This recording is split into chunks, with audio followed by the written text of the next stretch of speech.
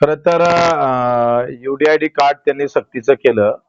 तो एक शासन निर्णय काढला. वास्तविक पूर्ण राज्यामध्ये UDID कार्ड काढण्यासाठी जे यंत्रणा पाहिजे ते सध्या सरकारची नाहीये आणि त्याच्यामुळे दिव्यांगांना ते कार्ड भेटत नाही. जिथपर्यंत भेटणार नाही तेपर्यंत महिना चालू होणार नाही. हे फार चुकीचं आहे. ते रद्द केलं पाहिजे.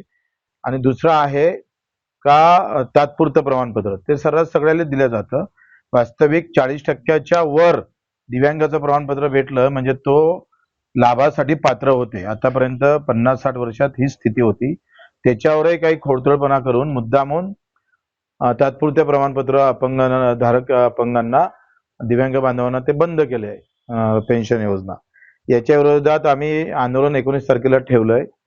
तेपर्यंत शासन निर्णय केला पाहिजे, नाहीतर मग मंत्रालयात आपण आंदोलन करू.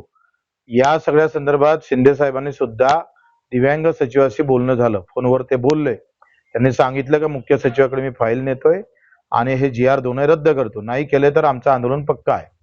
कारण 50% दिव्यांग या लाभापासून, संजय गांधी निराधार या लाभापासून वंचित राहत आहे. त्याच्यामुळे महाराष्ट्रात सगळ्या इकडे हा मोठा गोंधळ निर्माण झाला आहे.